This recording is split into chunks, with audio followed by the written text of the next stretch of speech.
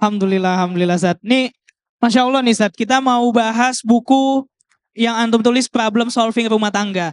Ini kan mungkin pasti teman-teman di sini Zat, dalam berumah tangga itu menghadapi dinamika dan juga polemik yang berbeda-beda Zat. Namun Baik. bagaimana seni dan apa kiat-kiat yang bisa kita lakukan untuk menghadapi setiap permasalahan tersebut? Ustadz mungkin bisa disampaikan kepada Ana dan juga teman-teman semua. Tafadhol Ustadz. Baik, terima kasih. Assalamualaikum warahmatullahi wabarakatuh. Alhamdulillahilladzi arsala rasulahu bil huda wa dinil haqqi liyudhhirahu 'ala ad-dini kullihi walau karihal musyrikun. Asyhadu an la ilaha illallah wahdahu la syarika lah wa anna Muhammadan 'abduhu wa rasuluh. Allahumma salli wa sallim wa barik ala Muhammadin wa ala ali Muhammad walhamdulillahi rabbil alamin. Baik. Buku yang saya tulis yang judulnya Problem Solving ini pastinya memberikan pencerahan dan solusi di tengah rumah tangga yang kisruh, hubungan pasutri yang keruh, dan kedua insan yang memadu cinta gagal.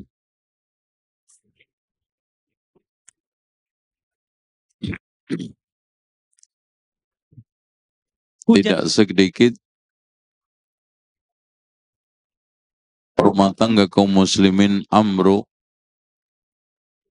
tidak berlanjut karena tidak memiliki seni bergaul dengan pasangan. Ya.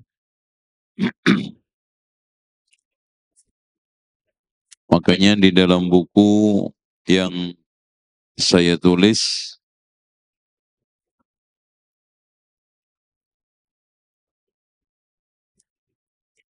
terutama di halaman 253. Di sini saya jelaskan seni bergaul dengan pasangan. Nanti ada kurang lebih 10 poin yang kita akan bahas satu persatu insya Allah. Iya. Insya Allah. Tapi sebelumnya saya ingin prolog masalah besar di dalam rumah tangga. Rumah tangga itu terdiri dari dua kata, rumah tangga. Berarti rumah yang bertangga.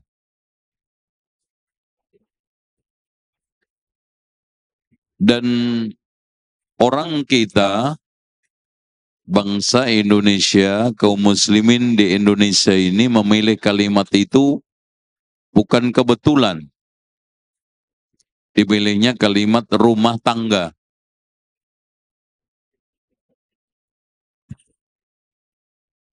Kenapa rumah tangga itu meniti, rumah tangga itu berjenjang, rumah tangga itu proses. Dan namanya tangga itu naik, bukan untuk turun awalnya. Jadi tangga itu dipasang bukan untuk turun.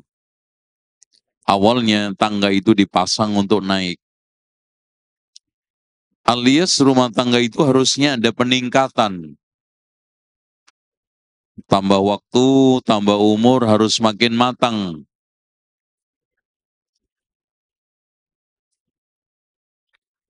Oleh karena itu saya sering definisikan rumah tangga ialah kongsi kedua pasangan, ya, suami istri di dalam kebaikan, ya, bukan kejahatan. Kalau pasangan kejahatan itu namanya kumpul kebo. Kalau pasangan kejahatan itu namanya bandar narkoba. Tapi dalam kebaikan, penuh dengan kesetiaan. Makanya ketika ada salah satu di antara mereka berkhianat, bubar kesetiaan dalam suka duka. Makanya rumah tangga kalau cuman suka, itu namanya bukan kongsi rumah tangga, tapi piknik. Seneng terus. Itu namanya kongsi piknik, wisata. Karena memang dari awal rumah tujuannya untuk apa? Rehat, nyantai, bersenang-senang. Tapi rumah tangga tidak. Makanya siapa yang berumah tangga cuma cari senangnya, cuma cari enaknya, juga nggak lanjut. Untung rugi. Kalau cuma maunya untung, itu namanya kongsi dagang. Untung rugi. Ya, pengorbanan.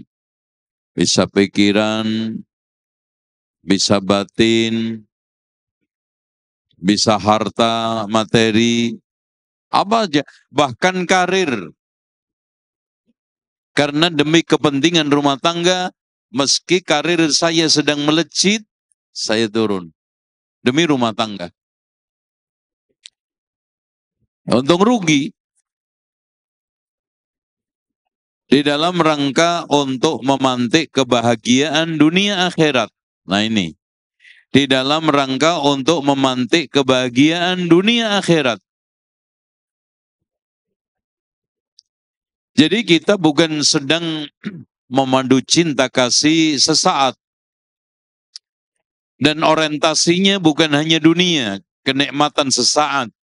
Tapi orientasi akhirat. Kalau seperti itu rumah tangga harus berangkat di atas 3 landasan. Yang pertama, prinsip menikah. Yang kedua, tujuan menikah. Yang ketiga, etika menikah. Kalau seorang menikah tidak memiliki 3 ini, maka pernikahan tersebut sia-sia, pernikahan tersebut akan kehilangan arah, dan suatu ketika akan bubar. Prinsip menegakkan pilar-pilar rumah tangga adalah apa? Di atas ketakwaan. Makanya pernah ketika ada seorang yang datang kepada Al-Hasanul Basri bertanya, "Wahai Imam, aku punya anak perempuan, dengan siapa saya kawinkan?" Maka Al-Hasanul Basri menjawab, "Kawinkan dengan laki-laki yang bertakwa." Kenapa alasannya Al-Imam Al-Hasanul Basri? Karena kalau dia mencintai ini penting. Kalau dia mencintai, dia akan berbuat baik. Jadi mencintai dia, itu enggak sekedar cinta, tapi cinta penuh dengan kebaikan. Berbuat baik. Dan kalau dia benci, tidak mendolimi. Itu yang penting. Artinya, cinta didasarkan keadilan, benci tidak didasarkan ketidakzoliman. Karena ada orang yang cinta melampaui batas sehingga keluar dari kebaikan, atau benci yang melahirkan kezoliman. Itu ya. Kemudian yang tidak kalah pentingnya menikah itu adalah ada tujuan. Tujuan utama menikah. Laki-laki untuk mencari ketenangan. Perempuan untuk mencari perlindungan. Ini. Makanya kalau perempuan ketika menikah tidak mendapatkan perlindungan, maka dia akan rontok di tengah jalan. Bahkan perlindungan yang dicari oleh wanita muslimah sampai akhirat, sampai ku anfusakum wa ahlikum nara. Jagalah, lindungilah. Masya Allah. Jadi sosok laki-laki dihadirkan oleh Allah di tengah rumah tangga itu untuk melindungi. Dan bukan hanya melindungi ekonomi istri, bukan melindungi psikologi istri, biologis istri, tapi lebih daripada itu melindungi akhirat istri. Makanya Allah lahirkan sosok ar-rijalu qawwamuna 'alan nisa. Seorang laki-laki itu pelindung, pemimpin yang mengayomi, qawwam, membimbing, mengarahkan. Ar-rijalu qawwamuna 'alan nisa bima faddalallahu ba'dahum 'ala ba'din wa bima anfaqu min amwalihim. Syub ya ikhwan. Tolong diperhatikan. Allah akhiri ayat tersebut dengan apa? Dengan harta yang mereka infakkan. Artinya kepemimpinan tidak akan bisa mewujudkan perlindungan secara utuh kalau laki-laki tidak punya modal. Makanya sering saya katakan, supaya antum berwibawa, supaya laki-laki berwibawa, harus laki-laki itu duitnya lebih banyak daripada perempuan. Closing. Ini nggak bisa dibantah. Laki-laki harus, kok nggak jawab? Laki-laki harus apa tadi? Laki-laki harus lebih banyak duitnya dari Perempuan. Okay. Yang kenceng. Coba. Iya. Mungkin jalan, tetapi tidak akan sempurna. Karena Allah sendiri yang wabima anfaqu min amwalihim, harta. Makanya antum jangan meremehkan harta. Harta itu menentukan sepertiga daripada jalannya kehidupan. Katanya Imam Al-Mawardi, kehidupan jalan karena tiga. Satu, pemimpin yang ini agama yang diikutin. Yang kedua, pemimpin yang disegani. Yang ketiga, harta cukup. Udah. Ketika sekarang kita punya pribadi yang sekarang mentaati aturan. Pemimpin yang bisa mengenalikan kondisi.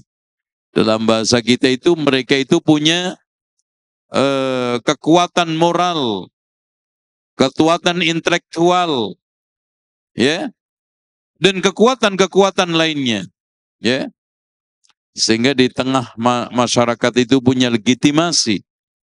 Yang ketiga, harta, al-madha kafiyah, ya, makanya antum jangan sampai meremehkan harta, meremehkan ekonomi. Bahkan Abu Kilabah mengatakan kepada Ayyub, muridnya, Ayyub As-Sikhtiyani, seorang ahlul hadis, wahai Ayyub, peliharalah pasarmu, karena hidup berkecukupan itu termasuk sehat walafiat. Ya, makanya Rasulullah mengatakan, ni'mal malus soleh lirrajuli soleh. Sebaik-baik harta adalah di tangan orang yang soleh. Makanya Umar bin Khattab itu kalau ketemu orang dengan tampilan yang Masya Allah, gegap gempita, perlinte, dan sangat mengagumkan. Setelah ditanya, apa profesimu? Tidak ada jatuh marwah wibawanya di hadapan Umar. Jatuh. Baik. Ini soal kaitannya dengan at-taqwa, terus kemudian tujuan. Nah, tujuan laki-laki menikah apa? Sekarang saya tanya antum. Ini infonya katanya yang bisa jawab pertanyaan akan dapat hadiah bukunya, Ustaz. Ya, silakan. Ya. Nah, betul. Masya Allah, dikasih. Afwan. Laki-laki simple, litaskunu ilaiha. Tujuan utama laki-laki menikah untuk mencari ketenangan. Iya. Makanya untuk mendapatkan perlindungan dari seorang laki-laki yang butuh ketenangan, di sini ada tukar guling. Yakinnya perempuan nggak mungkin bayar materi, nggak mungkin, ya. Maksudnya yang ngeluarin materi siapa? Laki-laki, Ustaz. Nah itu. Makanya antum lihat, walaupun jalannya salah, haram, mereka ingin cari ketenangan lewat perzinaan. Iya toh? Yang ngeluarin duit laki apa perempuan? Nah Laki juga, itu. Makanya sering saya katakan laki-laki itu rela kehilangan apa untuk mendapatkan siapa. Perempuan berbeda, rela kehilangan siapa untuk mendapatkan apa. Nah kan gitu. Paham? Paham. Iya. Jual mobil, jual tanah, jual rumah untuk kawin. Siapa? Laki-laki. Dia rela mengeluarkan itu karena ada sesuatu yang dicari, litas kunu ilaiha. Makanya Imam Ibnu Qayyim mengatakan, kenapa perempuan tidak dikasih oleh Allah jenggot, kumis? Ayo coba, kalau perempuan jenggotan, serem nggak? Nggak ada jenggot aja, banyak laki yang takut sama istri kan? Sehingga banyak laki-laki takwa. Takut istri tua, ya, atau istiqomah, ikatan suami takut istri di rumah, kan gitu. Iya. Dua-duanya, kenapa? Karena supaya ada tumbuh ketenangan.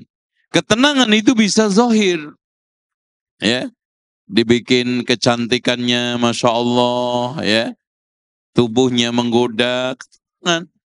Dan yang tidak kalah pentingnya adalah ketenangan batiniah. Akhlak, sopan santun, pelayanan, ketaatan. Makanya puncak kebahagiaan seorang perempuan itu apa? Di dalam ketaatannya. Itu. Makanya seorang perempuan dianjurkan oleh Allah Subhanahu wa taala lebih daripada laki untuk berdandan, walaupun laki juga harus dandan. Karena itu litaskunu ilaiha. Tapi pada akhirnya Pak, zahir itu tidak menjamin. Makanya Allah mengatakan wa ja'ala bainakum mawaddatan wa rahmah. Makanya Rasulullah mengatakan salasun minasyaqawa. Ada 3 perkara yang menjadi sumber kesengsaraan. Yang pertama, al-mar'atu idza nadharta ilaiha sa'atka. Perempuan, bila kamu melihatnya menyeramkan. Nah, seram. Kenapa? Apakah mukanya tidak cantik dia? Apakah sekarang ini tampilannya, tubuhnya tidak? Akhlaknya, tutur katanya, ucapannya yang selalu menyinggung, menghina, merendahkan. Makanya Rasulullah SAW mengatakan ada 3 orang yang doanya tidak akan dikabulkan oleh Allah. Di antaranya, rajulun kana tahtahu imra'atun sayyiatul khuluqi falam yutallika. Seorang laki-laki yang punya istri jelek akhlaknya, bukan jelek mukanya, yang tidak diceraikan. Iya, Insya Allah. Oke. Ustaz, izin Ustaz. Jadi dari yang tadi Ustaz telah sampaikan artinya ada beberapa poin di mana laki-laki harus unggul dari wanitanya Ustaz. Salah satunya adalah kita harus unggul secara material dan lebih banyak uang dalam tanda kutip. Nah, tapi Ustaz, ada beberapa keluarga yang mungkin dia mengalami kondisi ketidakidealan Ustaz. Ketika laki-laki tidak bekerja sehingga istri yang menjadi sumber penghasilannya Ustaz. Nah di Istri sini bekerja. yang saya katakan tadi etika rumah tangga dibangun di atas 4. Oke. 1, adanya tanggung jawab penuh di dalam menjaga kelangsungan rumah tangga. Iya. Suami istri. Jadi untuk mempertahankan rumah tangga itu bukan kewajiban istri saja, bukan kewajiban suami saja, tapi suami istri. Ya. Yang kedua, adanya kemauan dan kemampuan. Kemauan dan kemampuan. Karena ada yang mau tapi nggak mampu. Ada yang mampu tapi nggak mau. Dua-duanya nggak akan selesai. Adanya kemauan dan kemampuan di dalam menyelesaikan konflik rumah tangga. Makanya konflik rumah tangga itu selalu ada. Siapa yang bermimpi bahwa rumah tangga tidak ada konflik, itu sama aja kita berharap ada petir nggak ada hujan. Nggak mungkin. Ya mungkin kadang-kadang ada. Tapi nggak ada hujan. Tapi petir, hujan. Sekarang kita pengen makan, pengen punya duit nggak kerja. Nggak mungkin. Itu sebab akibat. Makanya di sini harus ada kemauan dan kemampuan yang seimbang di dalam menyelesaikan konflik masalah. Makanya ada orang yang mengatakan masalah itu kadang menjadi garam kehidupan, tapi bisa menjadi racun mematikan. Dan itu bukan masalah besar kecil. Ada satu rumah tangga yang mampu lolos dengan penuh kebahagiaan menghadapi masalah besar. Tapi ada yang terpeleset, jatuh karena masalah kecil. Dan memang banyak orang yang terpeleset karena kerikil, bukan batu besar segede gajah. Kalau ada orang yang sampai kepleset dengan batu segede gajah, itu maknanya apa? Pastinya orang ini buta. Kepleset, batu kecil. Yang ketiga, adanya komunikasi yang hangat produktif. Permasalahan yang kadang-kadang timbul, komunikasi yang tidak produktif, komunikasi yang emosional, komunikasi yang cuek, komunikasi yang sekarang ini merendahkan, meruncing.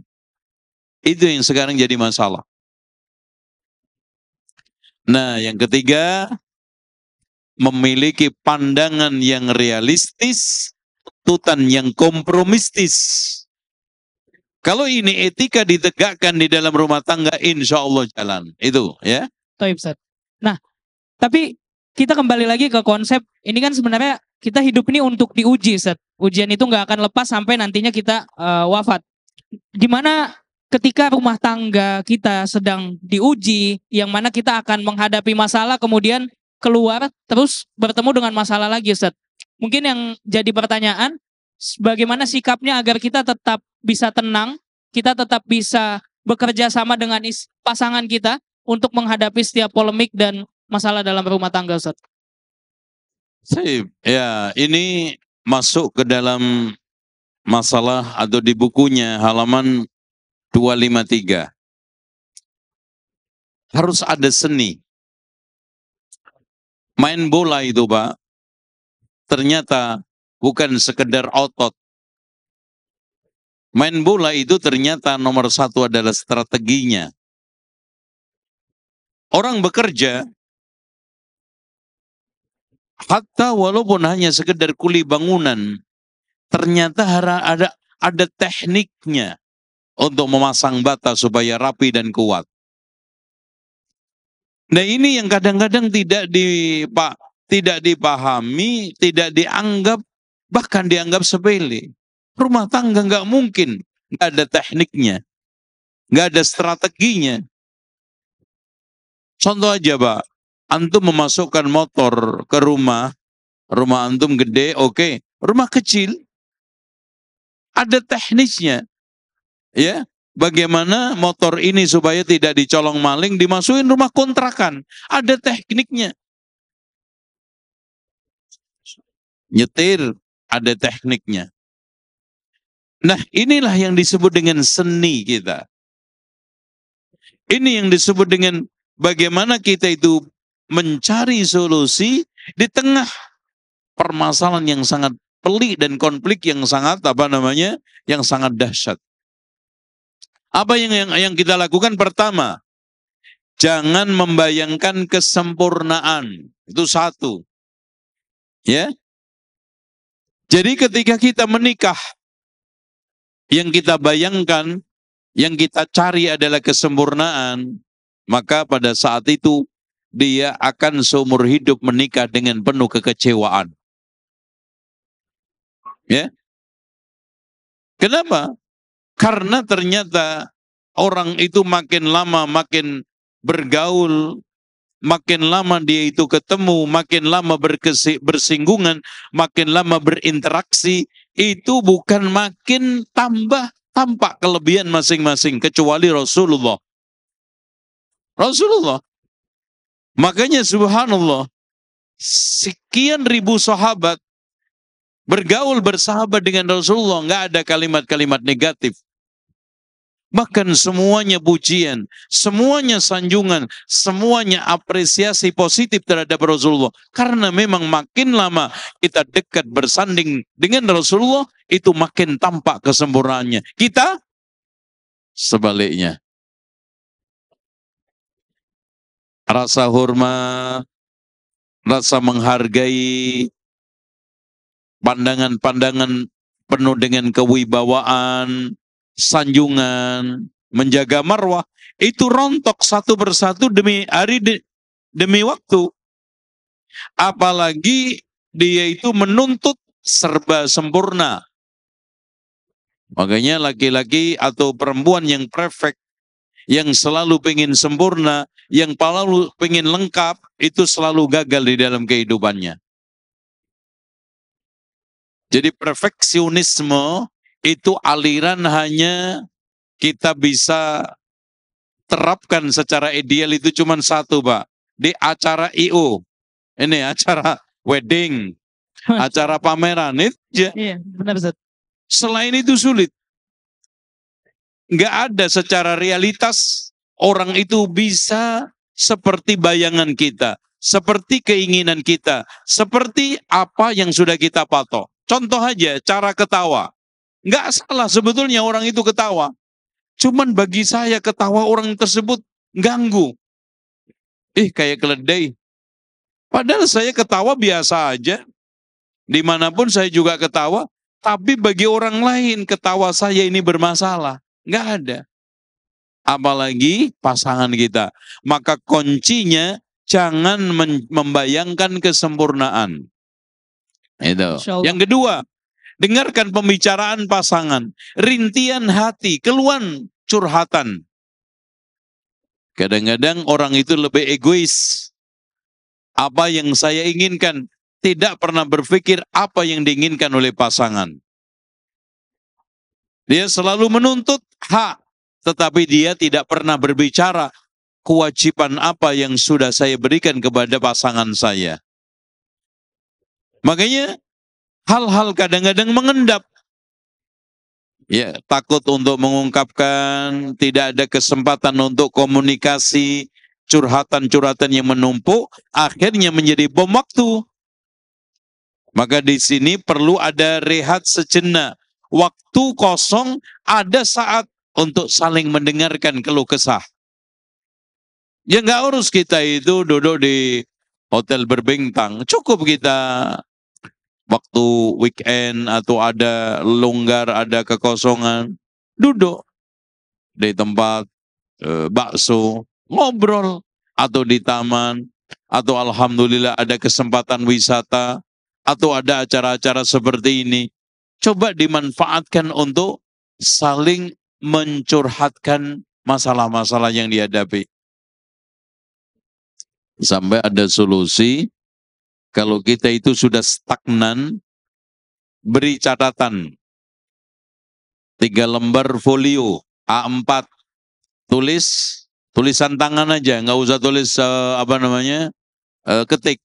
Apa yang kamu inginkan dari saya, kasih ke istri. Apa yang kamu inginkan dari saya, kasih ke suami. Tulis itu di 3 lembar. Yang nikahnya sudah umur 15 tahun itu kurang itu. Iya. Kurang. Apalagi jarang komunikasi. 1, 2, 3. Bahkan dengan tulisan sambil dia diam sendirian akan lebih fokus. Keluar semua itu unek-uneknya. Antum tukar kertas. Yang milik istri kasih ke suami, yang milik suami kasih ke istri. Dibaca. Dari situlah kita sudah mulai bisa memetakan, mendengarkan masalah. Taib. Insya Allah. Ustaz, ini mengingat waktu juga sebentar lagi insya Allah kita akan masuk azan Isya, Ustaz. Mungkin ini jadi pertanyaan terakhir. Pada poinnya, intinya adalah membangun komunikasi yang baik antara suami dan istri, Ustaz. Namun kita tahu untuk membangun komunikasi itu kita perlu ada rasa cinta di tengah pasangan, Ustaz. Bagaimana agar rasa cinta ini tetap terus tumbuh dan bertahan dalam sebuah rumah tangga, Ustaz? Ya, pertama kita menjalin kasih sayang itu secara wajar. Ahbib habibaka haunan ma'asa yakuna baghidaka yawman ma, itu aja. Wa abghid baghidaka haunan ma'asa yakuna habibaka yawman ma. Sedang mencintai istri, suami, wajar aja. Nah, berikutnya, jangan biarkan harta menghancurkanmu. Karena harta, rumah tangga bubar. Karena harta, entah itu lebih atau kurang, pernikahan dibatalkan. Terganggu. Kenapa? Nggak lucu. Tujuan utama menikah dari miskin supaya kaya, setelah pernikahan yang menjadi tujuan harta itu ada, malah dibatalkan. Makanya jangan sampai karena harta menggugurkan, membatalkan pernikahan. Nah ini, biasa selalu tersenyum. Ya. Jadi al-kalimat thayyibah. Ya, coba bayangkan penjual sayur itu, Mas. Dari awal sampai akhir senyumnya sama mak-mak itu, Masya Allah. Bisa. Sales senyum kepada setiap pelanggan. Kenapa kita tidak bisa senyum kepada orang yang paling kita cintai? Ya, kenapa jadi mahal? Kenapa kita pulang merengut? Kita pulang sekarang masam, kita sekarang pulang buram, kita pulang sekarang membawa berbagai macam seakan beban di kepalanya berat. Lucu. Sikap terbuka dan transparan. Jadi usahakan terbuka, apa adanya sampaikan. Tidak ada yang ditutupin. Hindari nasihat tidak tepat waktu. Ya, nasihatin istri nggak tepat waktu, nggak manfaat, marah ya. Cari waktu yang tepat. Nah, yang berikutnya, stop cemburu buta, cemburu overdosis, ya. Karena kadang-kadang orang cemburu overdosis, ya. Subhanallah, suaminya dicemburui, kemana aja dicemburui, selalu dikuntitin, dicurigai. Nah, udah mulai kan? Curiga suudzon. Bagaimana untuk membedakan? Cemburu buta itu cemburu tanpa fakta. Adapun cemburu yang sekarang ini benar adalah dengan fakta. Nah, sekarang jangan biarkan perdebatan meruncing. Kalau sudah meruncing, stop. Ya, kadang-kadang Masya Allah ya, perdebatan itu bahas masalah satu.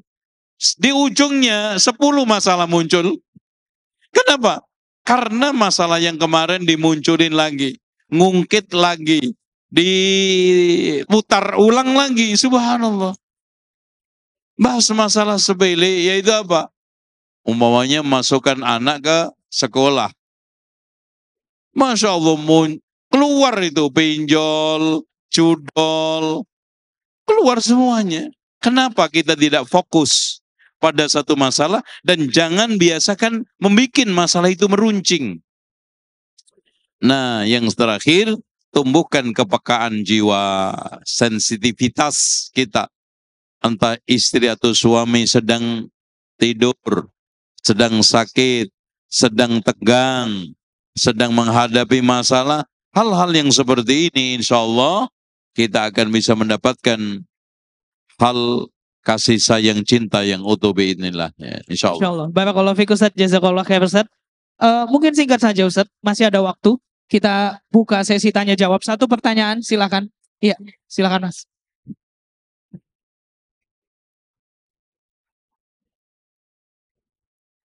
Assalamualaikum Pak Ustadz. Izin bertanya Pak Ustadz, kira-kira apa dalil ketika Pak Ustadz mengatakan salah satu doa yang gak dijabah adalah laki-laki yang memiliki istri yang buruk akhlaknya. Nah itu dalilnya apa ya Pak Ustadz? Untuk dalil yang ketika Pak Ustadz katakan itu salah satu doa yang gak dijabah adalah laki-laki yang memiliki istri yang buruk akhlaknya. Nah itu dalilnya itu apa ya Pak Ustadz? Terima kasih. Oh, doa yang tidak terkabul. Iya, itu Oke. Ustaz. Yang kedua, rajulun a'ta malan li safihin. Orang yang memberikan harta kepada orang yang safi.